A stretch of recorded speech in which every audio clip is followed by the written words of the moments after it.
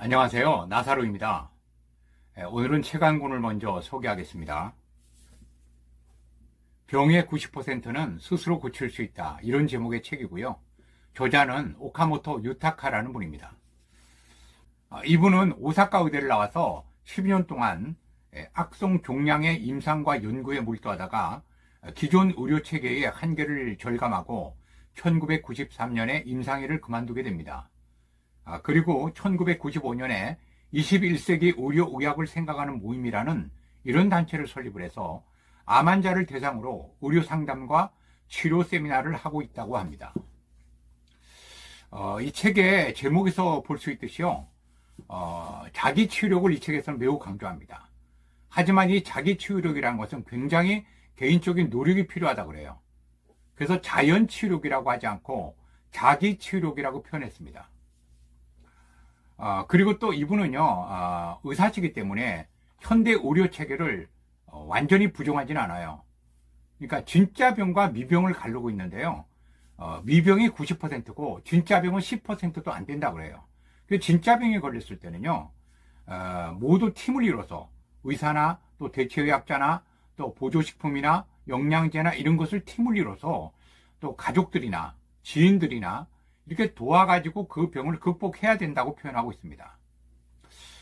그러면서 중병이 걸렸을 때는요, 특히 암 얘기가 나오는데 이분이 종양 연구를 하셨기 때문에 암이 이제 극심하게 되면요, 이게 혼자 스스로 극복하기가 상당히 어렵습니다. 그래서 에베레스트를 등정하는 심정으로 에베레스트로 올라가려고 그러면요, 세르파가 필요하고 여러 가지 스텝들이 필요하고 등산하는 분들만 가는 것이 아니죠. 그것처럼 협력을 해야 극복할 수 있다. 이런 입장입니다.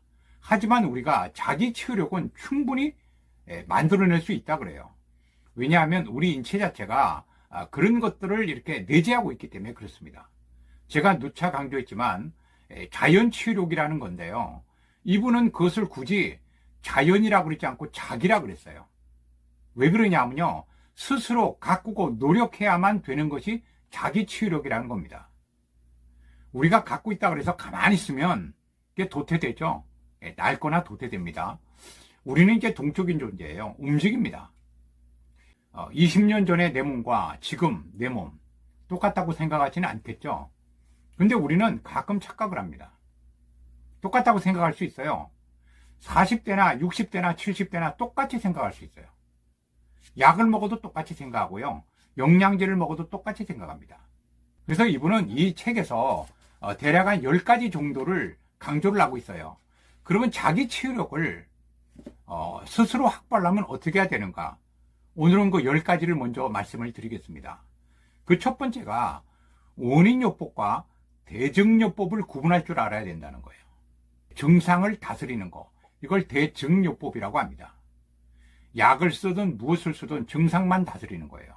원인은 그냥 놔두는 거죠. 아까도 말씀드렸지만 저자는요, 대증요법을 부정하지 않습니다.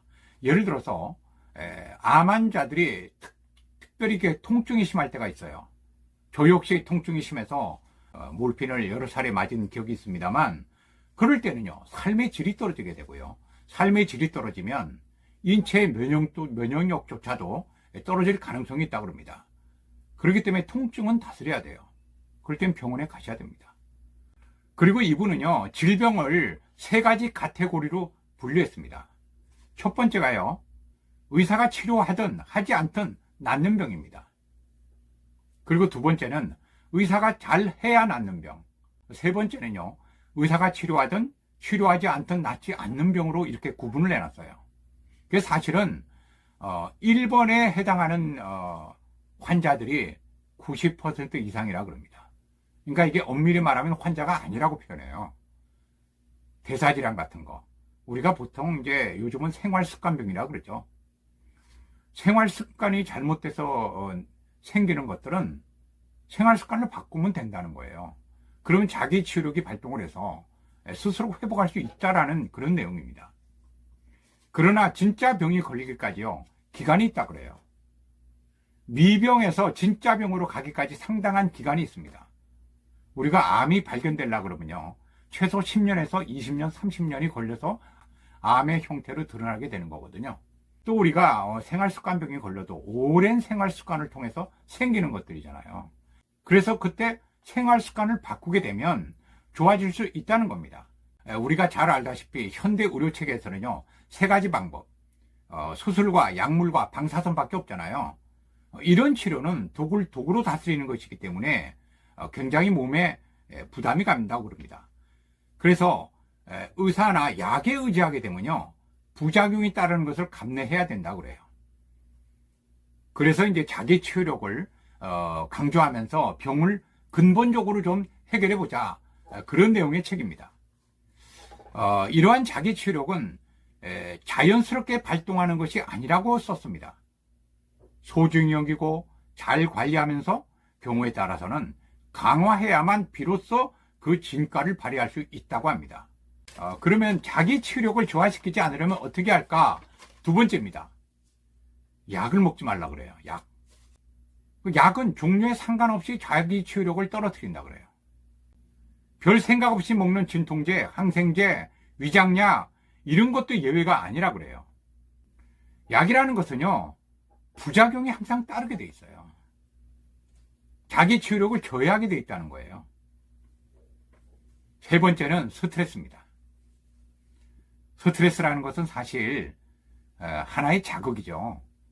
사람에 따라서 많이 받는 사람이 있고 적게 받는 사람이 있고, 또 어떤 사람은 스트레스 안 받는 성격이 있어요. 스트레스는 나쁘고 좋고의 문제가 아닙니다. 어떻게 받아들이느냐, 이게 중요하거든요.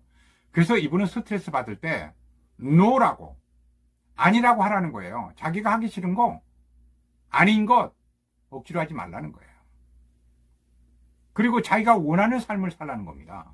그래서 사고방식을 바꾸고 삶의 자세를 바꾸는 것이 나를 치유하는 첫 번째 길이다, 이렇게 기록되어 있습니다.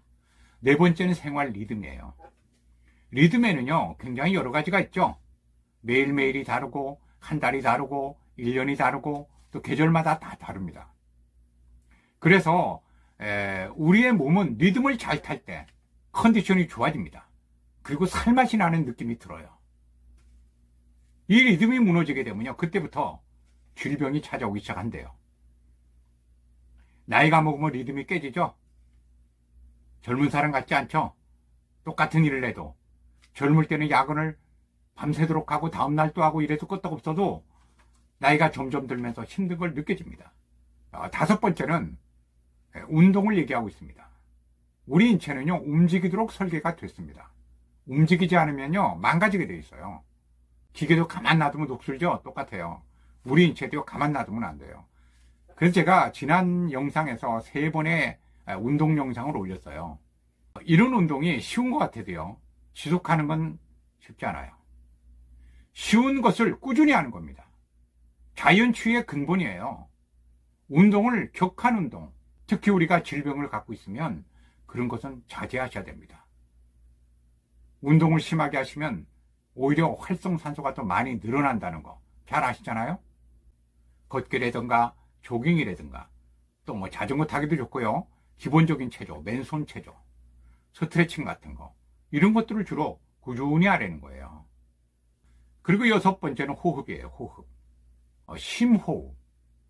심호흡이라면 크게 숨쉬고 어깨를 쫙 펴고 하늘을 바라보고 씩씩하게, 그리고 자기의 희망 섞인 이런 호흡을 하라는 거예요. 그리고 산에 들어가서 잣나무 밑에, 소나무 밑에 가서 숨을 크게 쉬고 태양을 바라보면서 희망의 메시지를 자기에게 던지고 또 복식호흡도 하는 겁니다. 피톤치드가 많이 나오는 이런 산을 가고 뭐 이런 것들이죠. 그렇게 되면 자율신경이 균형을 잡아주고요, 몸이 이완이 돼서 기분이 상당히 안정이 된다고 합니다. 그리고 7번째는 수면이에요. 수면. 잠을 잘 자야 된다는 거예요. 제 주변의 암 환자들 보면요, 참 늦게 주무세요. 보통 12시예요. 일찍 자야 됩니다. 그리고 일찍 일어나십시오. 보통 우리가요, 7, 8시간은 잠을 자야 충분히 잔 것 같이 이렇게 느낌이 들어요. 근데 잠을 작게 자는 거, 짧게 자는 거, 그걸 자랑할 때가 아닙니다. 우리들은요. 그것은 20, 30대 얘기예요. 저도 30, 40대요. 하루에 4시간 이상 자본 적이 없어요. 수면 부족을 많이 느꼈어요. 그러면서 서서히 몸이 안 좋아지는 걸 계속 느끼면서 살아왔습니다. 그러다가 40대 중반에 암이 덜커덕 오게 된 겁니다. 되돌아보면 저도 참 이제 어리석었어요. 여러분은 그러지 않는 것이 좋다, 이런 말씀을 드립니다. 자, 8번째는요, 기분 전환입니다. 기분 전환이 굉장히 중요해요. 기분이 좋아야 돼요. 어디가 아프면 기분이 나쁘죠? 배변이 안 돼도 기분 나쁘죠? 그죠? 그 기분 전환을 순간적으로 할 수 있는 수단이 어떤 것이 있을까요? 가장 좋은 게 여행이 있다고 해요. 여행. 그리고 독서. 저는 여기 덧붙여서 영화를 보는 거, 음악 감상하는 거, 그렇잖아요? 그리고 좋은 찻집에 가서, 경치 좋은 찻집, 그런 데 가서 차 한잔 마시는 거예요. 뭐 이런 거예요, 말하자면. 여유를 가진다는 거죠. 그럼 기분 전환이 확 되잖아요, 순간적으로. 그래서 기분을 단번에 바꿔주게 되면 자기 체력을 높이는데 굉장히 중요하다 그래요. 우리 많은 사람들은, 특히 질병이 깊은 사람들은요, 스트레스를 많이 안고 있다 그래요. 이런 것들이 일거에 해소가 된다 그럽니다. 그래서 림프구조가 증가가 되고 자신의 가치관이 달라짐으로 해서 암을 극복하는 데 많은 도움이 된다고 합니다. 9번째는 올바른 자세를 말하고 있습니다. 우리는 잠자는 시간 빼고 거의 앉거나 서 있죠. 그때 자세가 발라야 된다는 거예요. 제가 올린 그 니시 운동이요, 척추 운동과 장 운동과 혈액순환과 이런 것들을 겸해서 하는 운동입니다. 그런 것들을 오래도록 하면요, 정말 자세가 발라져요. 그것처럼 우리가 자세를 의식적으로다가 바르게 하려고 노력해야 됩니다. 근데 우리는 의식을 안 하고 생활해요. 그럴 때는 어떻게 되냐? 허리가 앞으로 구부정해져요. 머리가 앞으로 숙여지죠. 특히 컴퓨터 오래도록 본다, 휴대폰 오래도록 본다, 그러면 고개가 이렇게 거북목처럼 내려오잖아요. 그런 자세. 그런 것들도 면역을 떨어뜨리고요, 교감신경이 위에 서게 되고 호흡이 짧아지게 되고 혈액순환을 저해한다고 나와 있습니다. 10번째는 마지막입니다. 완치 이후의 생활습관을 잘 하라는 겁니다. 그래야 자의치료력이 높아질 수 있다는 거예요. 표준 치료가 4, 5년 지나면요, 주치의께서 치료가 잘 됐습니다, 완치가 됐습니다, 그러면서 앞으로 편안하게 사십시오 그래요. 저도 수술 끝나고 주치의께서 그렇게 말씀하셨어요. 저는 그 의사 선생님께서 이 영상을 보셨으면 좋겠어요. 제발 좀. 저를 포기하셨던 그 의사 선생님, 유명한 분입니다.